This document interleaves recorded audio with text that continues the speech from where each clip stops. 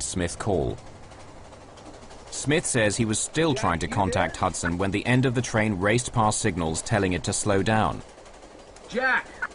As an experienced trainman, Smith knows that the next set of lights will likely be a triple red, telling the train to stop. He was getting no answer, and the train wasn't slowing down. An emergency brake cord was in easy reach, but Smith never pulled it. Jack, are you there? With Hudson mysteriously silent, Smith says he does nothing but continue to call the front end. Front end, Jack, come in. Why, in the circumstances that you've described, did you not pull the brake? I felt the engineer had the train under control. I felt he, in fact, was doing what was necessary to control the train at that point. I never felt at any point in time that I should pull the emergency brake. At that time, I didn't think that anything was wrong. That's the point I make, Mr. Smith, that when there's a problem with the radio, you've been trained over the years to observe the signals. And it would have been the last thing I would have done. He didn't pull the brake, he didn't pull the air because he felt that it hadn't reached that point. Basically, that was his evidence, and I had a lot of difficulty with that because if that point hadn't been reached, when was it going to be reached, if ever? Smith's contradictory testimony is complete. Judge Foisey is now ready to close his case and lay the blame on those responsible for the disaster.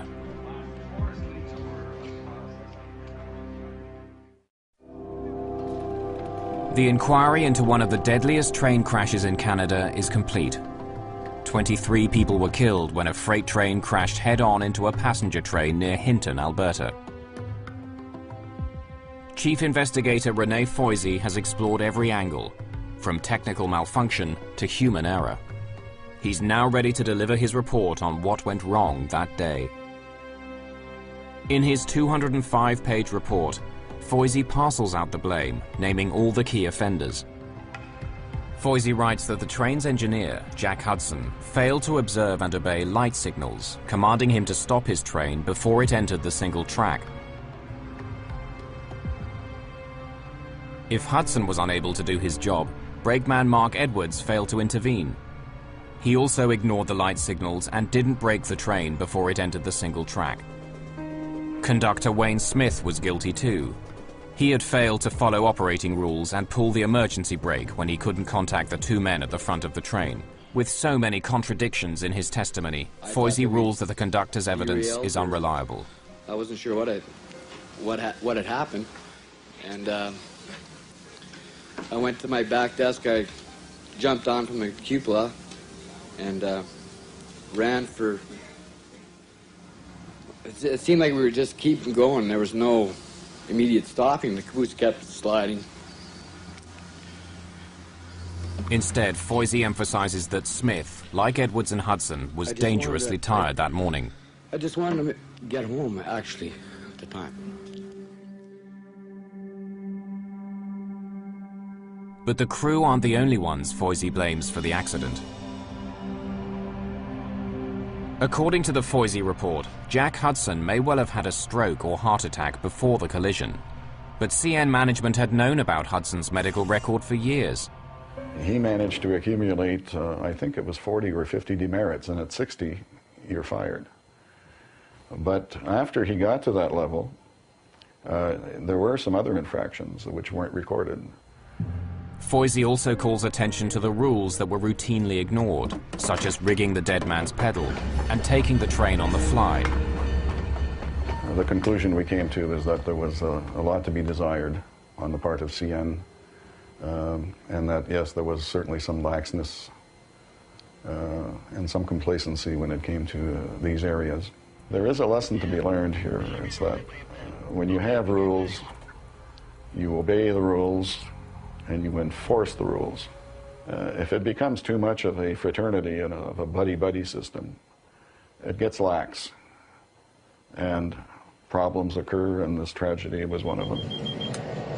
Foisey demands that CN improve its safety equipment, recommending that all trains be equipped with reset safety control technology.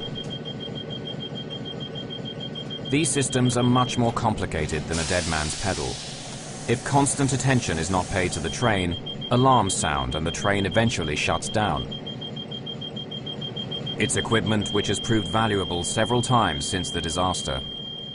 There was a study done with CN 10 years after this accident. They found something like 90% of the train engineers saying that they had been woken by the alerting device at least once. In response to Foisey's report, CN Rail creates one of the most sophisticated fatigue countermeasures programs in the world. Trainmen are no longer on call 7 days a week, 24 hours a day. Napping is no longer frowned upon. Rest houses have been created and improved, and locomotive cabs made more comfortable.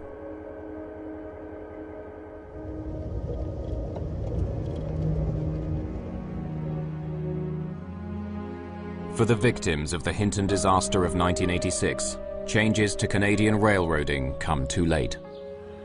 I still remember the people that were killed in the accident and good friends I had on the railroad. And that's really, it does bother me. It's 20 years nearly. And I'm still going strong. Very lucky. I don't equate it to luck, no. No, too much of a tragedy to think about luck. There's too much hurt that happened inside of me. You can be going along in life, and then something can come along and just kind of destroy your very foundation, or shatter your very foundation. And through no fault of your own. But life has a habit of doing that. But the other thing I can share with them is that you can recover from it. There is a tomorrow.